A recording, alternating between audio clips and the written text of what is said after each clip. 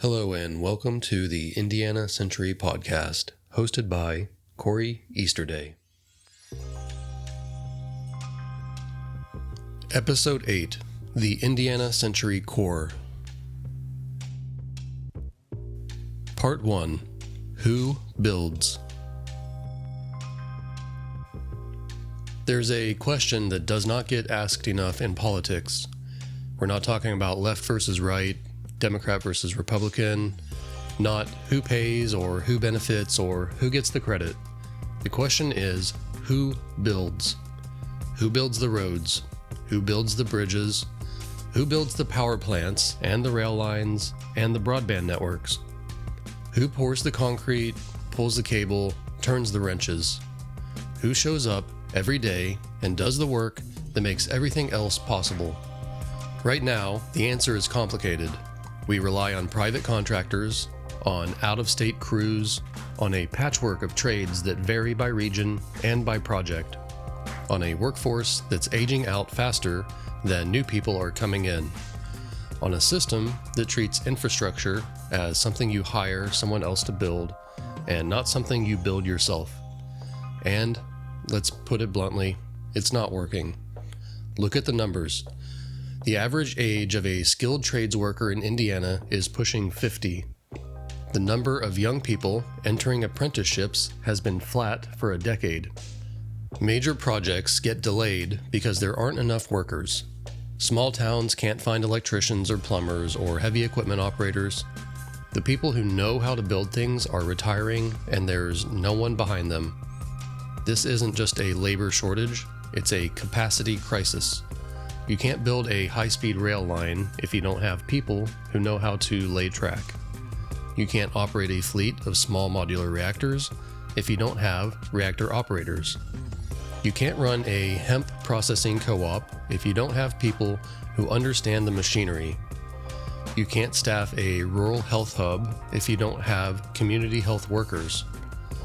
All of the pillars we've talked about in this series, energy, sovereignty, connectivity revolution, agricultural renaissance, health and compassion, and the funding flywheel, they all depend on one thing that none of them can create by themselves.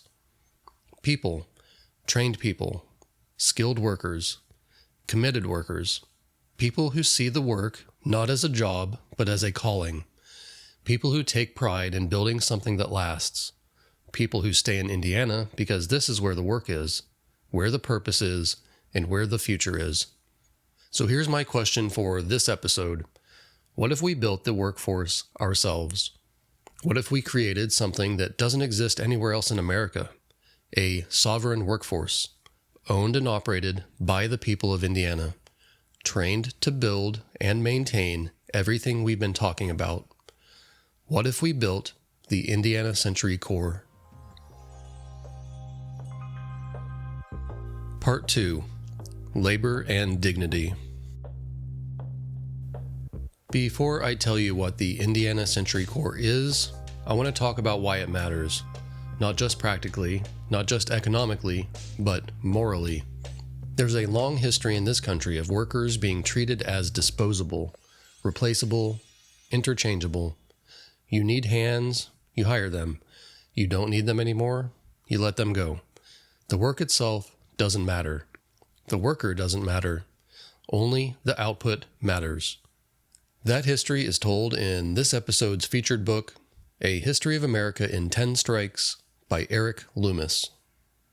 This book, published at a time when strikes and labor actions at warehouses, hospitals, and factories are once again front-page news, challenges all our contemporary assumptions around labor, unions, and American workers. Labor historian Eric Loomis recounts 10 critical strikes, from the Lowell Mill Girls strike in the 1830s to Justice for Janitors in 1990, in chapters that are self-contained enough to be used on their own in union trainings or reading groups, and adds an appendix detailing the 150 most important strikes in American history. These labor uprisings don't just reflect their times, but our own, where American workers are still fighting for basic rights like a livable minimum wage. We can draw lessons from the victories and defeats of the past by studying our history, told here from the boots up. In this book, Loomis tells the story of American labor through 10 pivotal moments when workers stood up and said, "We matter. We deserve dignity. We deserve a share of what we build." The textile mills of Lowell, Massachusetts in the 1830s, where young women working 14-hour days organized for better conditions. The railroad strike of 1877, which started in West Virginia and spread across the country, shutting down the economy and forcing the nation to confront the power of organized workers. The Pullman strike of 1894, where workers in a company town fought back against wage cuts and high rents, and Eugene Debs led a boycott that paralyzed rail traffic nationwide. The Triangle Fire of 1911, where 146 garment workers died because the factory doors were locked, mostly young immigrant women, and their deaths sparked a revolution in workplace safety. The Flint sit-down strike of 1936, where auto workers occupied General Motors plants for 44 days, refusing to leave, defending the machines with their bodies, and winning recognition for the United Auto Workers. The Memphis sanitation strike of 1968, where black workers marched for better pay and safer conditions, carrying signs that simply said, "I am a man." That was the point. They were demanding to be seen as human beings. Dr. King was in Memphis supporting them when he was killed. But there's one strike in Loomis's book that doesn't look like the others. One moment when workers didn't walk off the job. They walked off the plantation. During the Civil War, hundreds of thousands of enslaved people in the South did something remarkable. They freed themselves.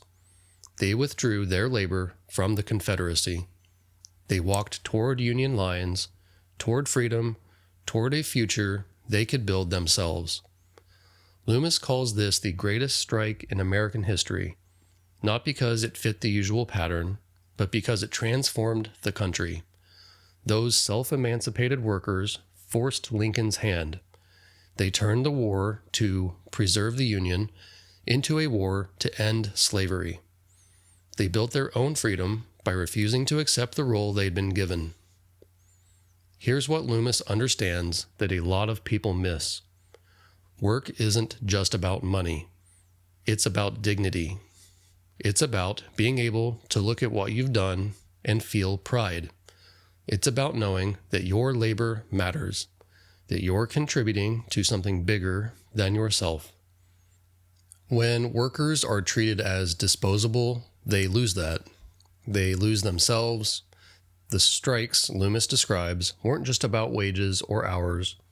They were about respect, about being treated as human beings, about having some control over your own life.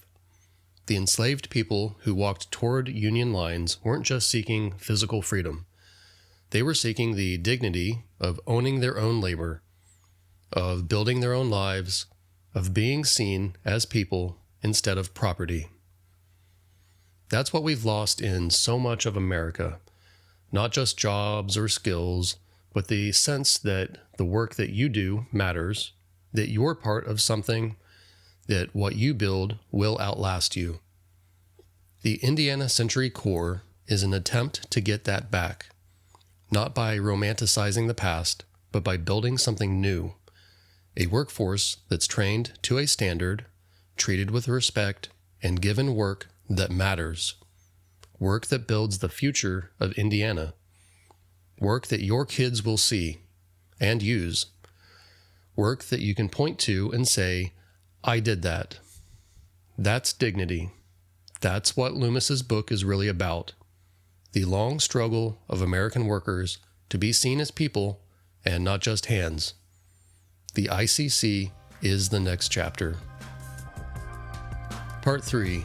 What is the Indiana Century Corps? So what is the Indiana Century Corps? Let me lay it out. The ICC is a civilian builder-operator corps. different from the National Guard, different from the military, different from a regular state agency. It's a workforce, a training pipeline, and a culture all in one. The mission is to build, operate, and maintain the infrastructure of the Indiana century, the energy systems, the rail lines, the fiber network, the agricultural processing facilities, the rural health infrastructure, everything we've been talking about in this series. The ICC would have 4 main branches mirroring the pillars of the Indiana century. First is the Energy Corps, based at Purdue University. Reactor operators, fuel handlers, maintenance technicians, grid operators. The people who run the small modular reactors and manage the fuel cycle, trained to Navy nuclear standards, the highest in the world. Second is the Connectivity Corps, based at Grissom Air Reserve Base with a dedicated high-speed rail institute.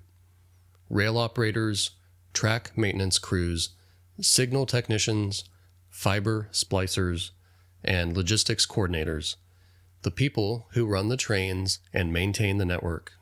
Third is the Agricultural Corps, based at Vincennes University and at regional processing hubs around the state.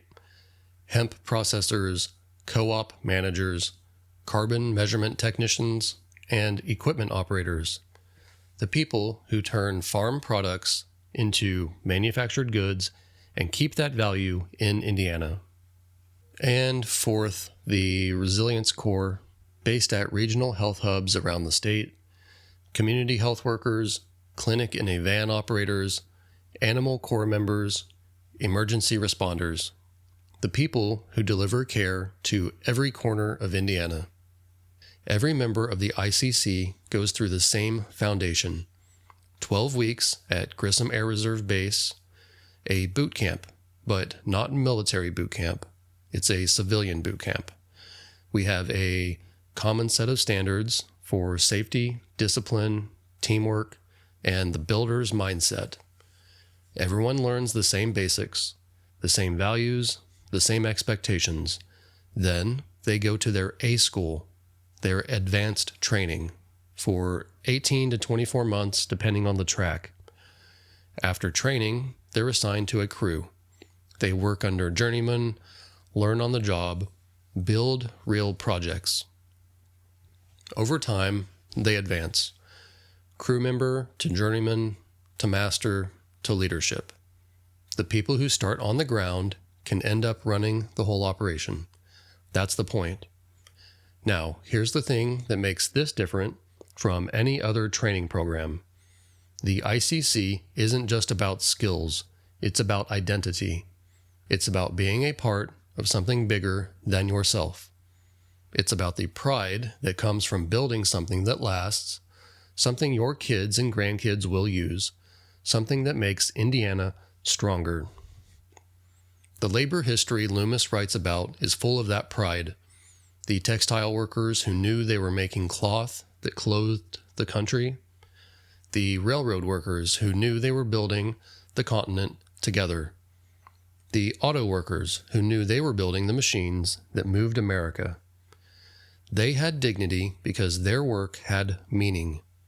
That is what we are building.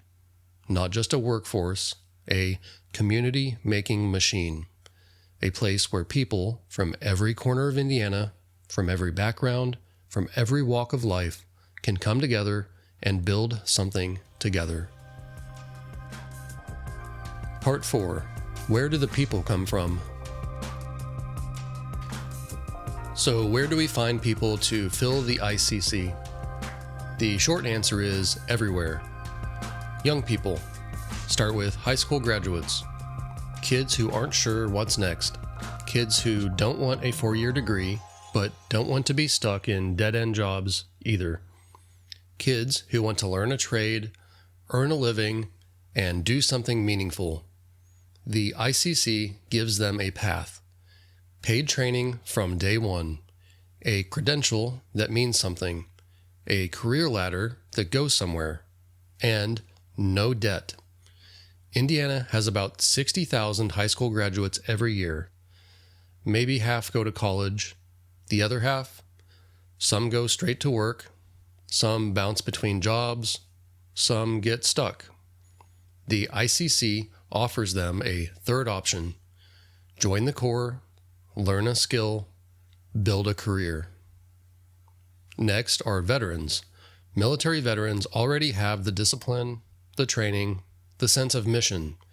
They just need a place to apply it. The ICC is a natural fit. Veterans who operated nuclear reactors in the Navy, direct pipeline to the Energy Corps. Veterans who managed logistics, Connectivity Corps. Veterans who served as medics, Resilience Corps. The ICC can be the place where veterans continue their service, this time to Indiana. We can use displaced workers. Indiana's economy is changing. Coal plants are closing.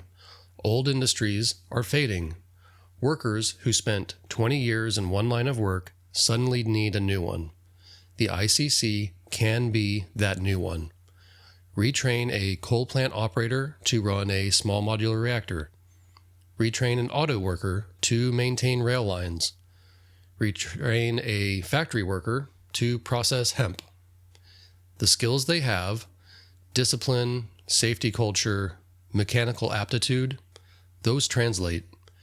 The ICC gives them a place to land. We can work with rural and small town Indiana. Young people leave rural Indiana because there's nothing there. No jobs, no future, no reasons to stay. The ICC puts infrastructure in those towns: rail stations, health hubs, processing co-ops, fiber networks. And those facilities need people to run them. Rural kids can stay rural. They don't have to move to Indy or leave the state. They can build a career where they grew up. Next is the inmate pipeline. This is where it gets interesting. Indiana has about 25,000 people in prison. Many of them are nonviolent offenders. Many of them will get out someday. Many of them want a different life when they do get out. But they face barriers. No skills, no connections, no one willing to hire them. Recidivism is high in Indiana. The cycle repeats. Now, here's where cannabis legalization comes in.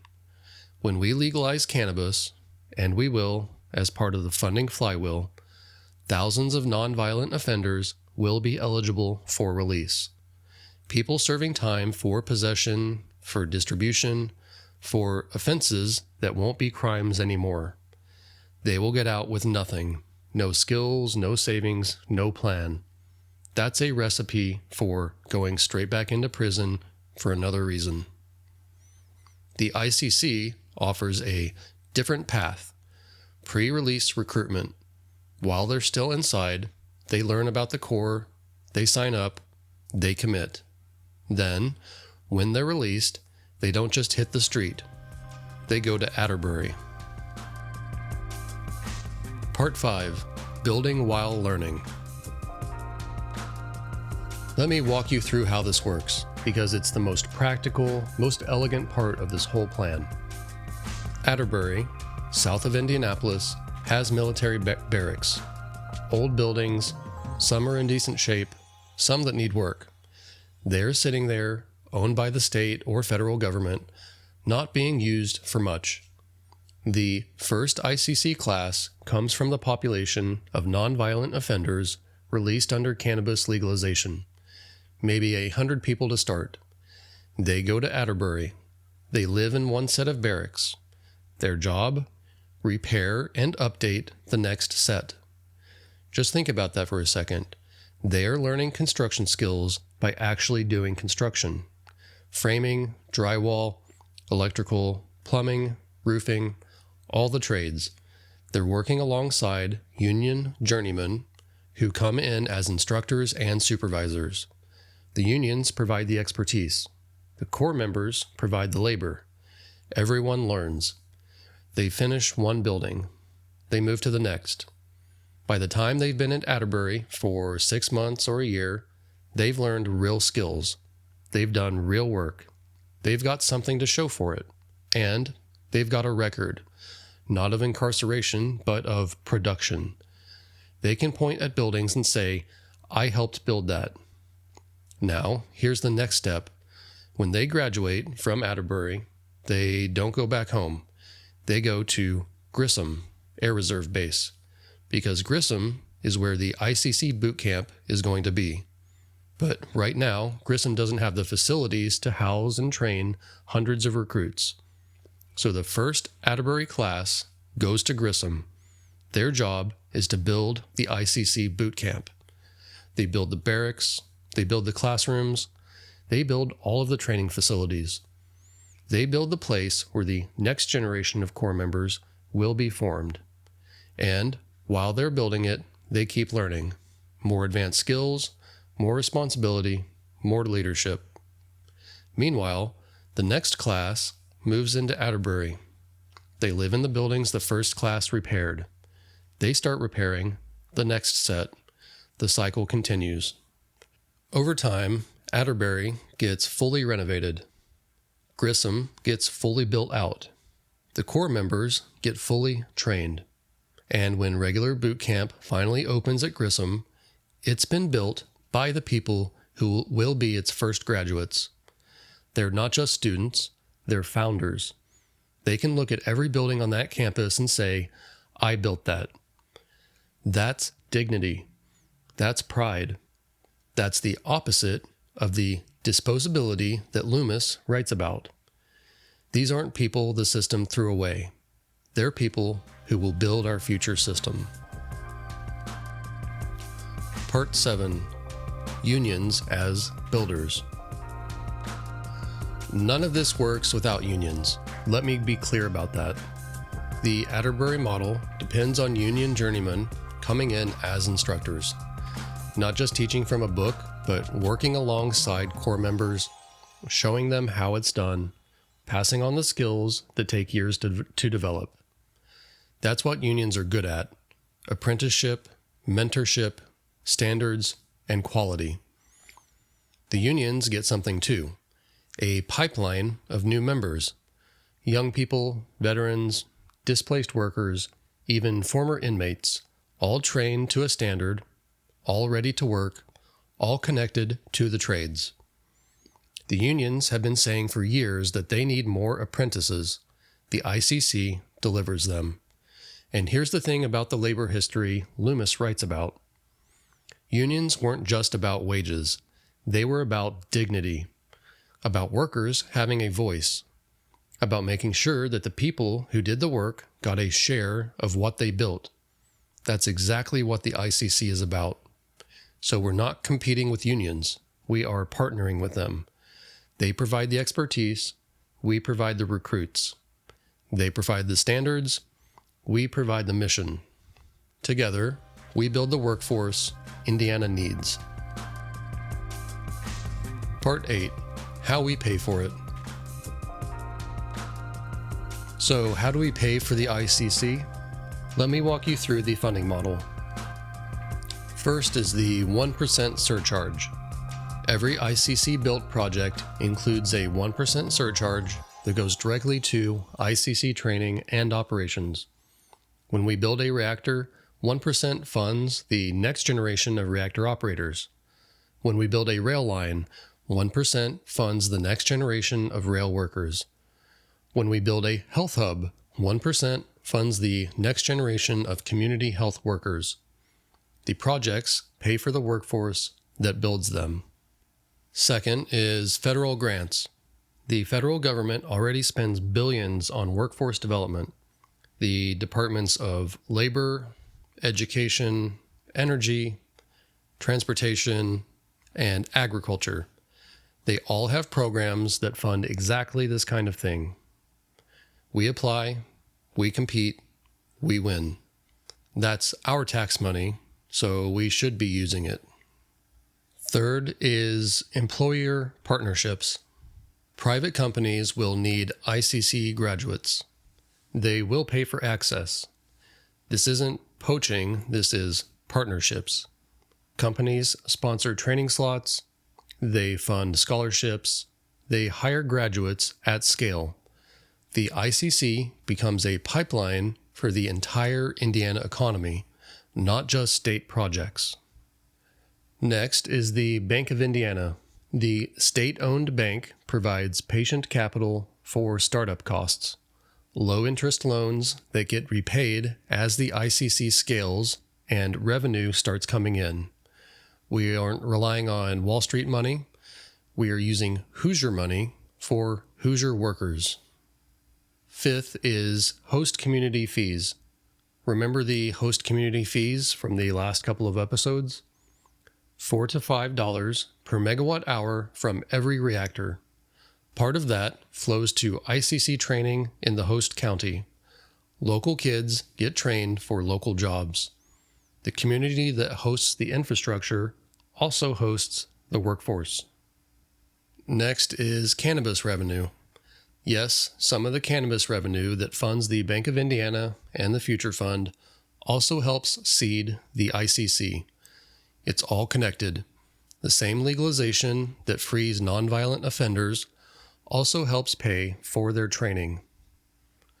The point is, we don't need a giant tax increase. We need to be smart about how we use the money that's already flowing. The 1% surcharge alone, spread across decades of projects, funds the ICC indefinitely. Federal grants cover the startup. Employer partnerships cover expansion. Once the Bank of Indiana is set up, it can help cover the gaps. And cannabis revenue helps launch the entire thing. Here's the thing about investing in people. It pays back. Every ICC graduate earns wages, pays taxes, contributes to the economy. They are not a cost. They are an asset. The more we invest in them, the more that they will produce. Part 9. Objections and Responses. Let me walk through the objections I hear most about the ICC. Objection 1. This is just government overreach. Let private industry train its own workers. Private industry isn't training enough workers. That's why we have shortages. That's why projects get delayed. That's why kids leave the state. Private companies train for their own needs, not for the long-term health of the workforce or for Indiana. The ICC trains for Indiana. There is a difference. Objection 2. It'll cost too much. The 1% surcharge means the projects pay for the workforce. Federal grants cover startup. Employer partnerships cover expansion. The cost is spread across decades and shared by everyone who benefits.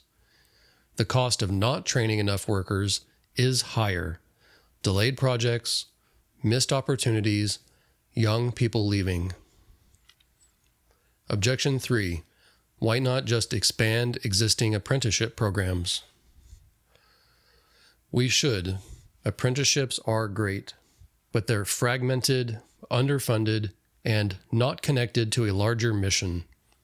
The ICC connects training to actual projects. People train on what they will actually build. They are part of something bigger than a single trade, and that is important. Objection 4. What about unions? Won't this compete with them? Unions are partners, not competitors. They are providing the instructors. They are setting the standards. Their members are teaching the next generation. The ICC feeds into union apprenticeships, not around them. The labor history Loomis writes about shows what happens when workers have power. Unions built that power. The ICC strengthens it. Objection 5. This is just a jobs program. We don't need another jobs program. This isn't make work. This is real work on real projects that need to get done. The jobs exist. The workers don't. The ICC creates the workers. That's not a jobs program. It is workforce development across the state for decades. Objection 6. What about the inmate pipeline? You're giving criminals good jobs? We're planning on giving people who made mistakes a chance to do something different. Recidivism costs Indiana millions every year. It destroys families and communities. A job and a purpose is the best anti-recidivism program there is. And the alternative, letting them out with nothing, costs more in every way. The sanitation workers in Memphis were fighting to be seen as men. People coming out of prison are fighting to be seen as something other than their worst mistake. The ICC can help that. Objection 7. Won't people resent hiring former inmates? Maybe some will, but when they see the work these Corps members do, when they see buildings rebuilt, facilities constructed, infrastructure built by people who learned their skills while incarcerated, attitudes change. Nothing changes minds like competence. Nothing builds trust like results. Part 10. More than a job. Here's the thing that we need to understand. The ICC is about culture, about identity, about being part of something. Think about the workers Loomis describes in his book: the Lowell Mill girls, the railroad workers, the Pullman strikers, the Flint sit-down strikers, the sanitation workers in Memphis. They didn't just have jobs. They had a sense of themselves. They knew they were part of something bigger. The Lowell girls knew they were making cloth that clothed the entire country. The railroad workers knew they were building the continent together. The auto workers knew they were building the machines that moved America. The sanitation workers knew they were keeping their city clean, doing work that had to be done, work that others looked down on but couldn't live without. That's dignity. Knowing that your work matters, knowing that you're contributing, knowing that what you do is seen and valued.